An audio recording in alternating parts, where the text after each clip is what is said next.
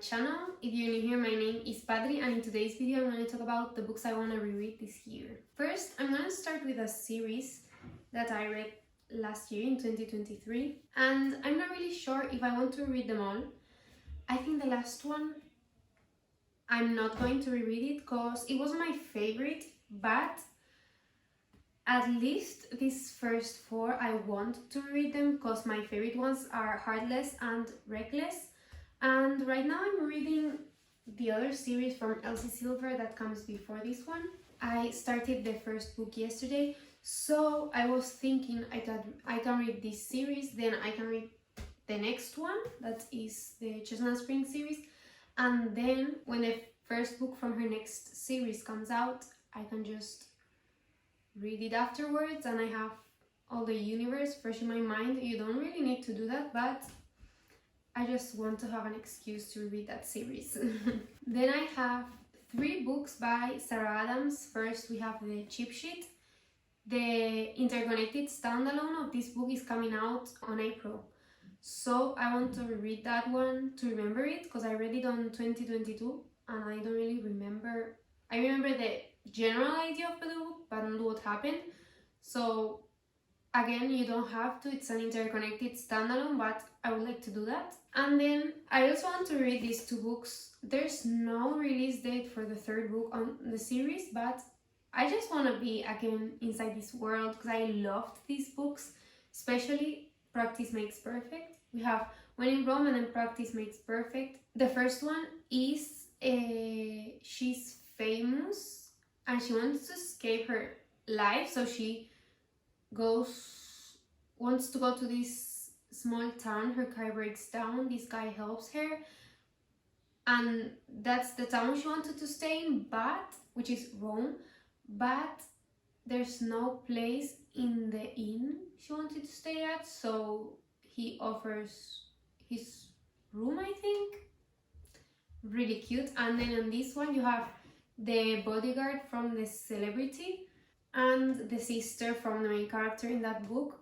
She has a flower shop and he's staying there to protect his client, and it's good girl bad boy kind of situation. I really enjoyed this book, so I want to read them before the 3rd one comes out.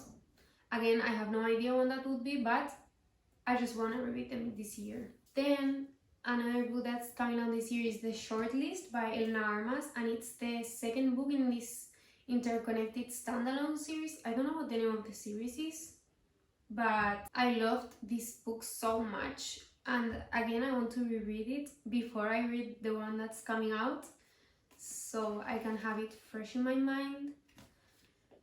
No need to, but I want to. And in this book you get a marketing woman that works for an NFL team, I think, or a soccer team, I'm not really sure, and basically there's a scandal where she's involved in. So her dad, which is her boss, sends her to a small town where she needs to help out a team, but when she gets there she finds out that the team is a girls team, like small girls. And the coach is a famous football player that just retired, but no one around him knows he's a football player. So yes, basically that's the story. All of the ones that I've been showing you are romances. Then again, here we have another romance, you could say. We have the next 2 books from the Addicted series. I already reread the first 5 last year and I want to continue with my rereads. So we have Thrive and Addicted After All. These 2 books follow Lillian Lowe, and then we get 2 more books that follow Connor and Rose and Daisy and Reich. I am going to buy those books because I couldn't do it on Amazon. They weren't available anymore. But I'm gonna buy them on Waterstones because I can get them delivered to my house if I pay shipping. So I'll just have to pay shipping and get them delivered to my house. So basically the 4 books, not only these 2. But I don't know how to explain this series. You follow 2 different series that are intertwined. The first one you follow 2 addicts, which are Lily and Lauren. He's a boy. I was confused at the beginning when I first read the series. And Lily is a sex addict and Lo is an alcoholic. So you follow their story trying to combat their addictions, and then you have, that's the Addicted series, and then you have the Calloway Sisters series, and in this series you follow two of Lily's sisters. One is Rose and one is Daisy. Rose is a year older than Lily and Daisy is a few years younger than them, and their respective love lives and lives in general. It's not a plot driven story, it's more of the characters, you know, but it's amazing. You have found family, you have really rich people, they're really rich. You have them combating their addictions, not only the addicts but also the people near them that want them to be fine. So it's an amazing series. It's kind of intimidating because the series in total, all the books that have to do with these 6 main characters, are 10 books, I think. So it's kind of scary, but you breeze through them. They're super quick to read because you're gonna be wanting to finish it as soon as possible to know what happens. Then after that we have a book that I don't know if I should count it as rereading because I have read it, but I read it when I was a teenager, maybe 15 years old, 14. So I remember nothing about the book. I obviously know what the story is about because I've seen these movies 100 times because I love this series, but I did want to read the books because usually books are way better than the movie. So I went to see The Ballad of Songbirds and Snakes on the cinema, and I decided I wanted to reread the series and then watch the movies. So yes, we have The Hunger Games. I obviously want to read the whole trilogy, but this one is the only one that I would reread because I only read the first book when I was younger. I wasn't into reading when I was younger. I think the only books I've read was The Hunger Games, Summer I Turned Pretty, and Twilight. Then continuing another series reread, we have the Edens series. The last book came out the 5th of December. I'm still waiting for it to come on the mail. And I pre-ordered it, so that's how long books take to get here. But this is the 5th book in the series, Crimson River. Again, it's an interconnected standalone series, but you get a lot from the characters on other books on the next books, so it's good to read it in order.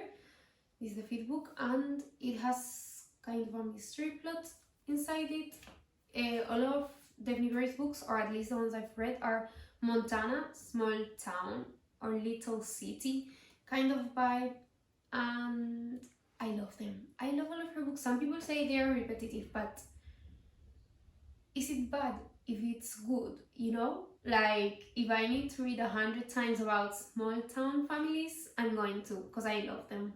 And then the last series I want to reread this year is the Magnolia Parks series. We have Magnolia Parks, Daisy Hates, Magnolia Parks, The No Way Home, and Daisy Hate, The Great Undoing. This is the order. I want to reread this series because the third and last book from Magnolia, we have the Magnolia books and the Daisy books. So the last Magnolia book is coming out the 13th of February, one day before Valentine's Day. So I want to have the story fresh in my mind before reading that one, because this one isn't interconnected standalones. So I want to get a fresh reminder of all the little things that happened throughout these books. But I've been waiting really long for this new book to come out, and the cliffhanger you get on the last book of Magnolia and on the last book of Daisy Hates, because if you haven't read this series or heard about it, basically you follow two characters in the Magnolia series, and in the Daisy series, let's say, or in the Daisy POV, you follow three people. You follow Daisy, her brother Julian, and Christian. So in the first book of Magnolia Parks, there's a timeline, and you follow the same exact timeline on the first Daisy Hates book, but from other perspectives, so it's not repetitive at all. I would even say it's way better because you get glimpses of things that, like, you get the full story of glimpses you got in the first book from other perspectives, and you end up being intrigued, like, oh, but what really happened with this, and then you get it on the second book. Amazing, amazing. So I think these are all the books I want to reread this year. I don't know if there's other books and I have forgotten about them, but these are my rereads. I must say that before 2023, I was pretty against rereads. I did reread some books, but they were books that, like I said, I read when I was a teenager, so I didn't really remember them.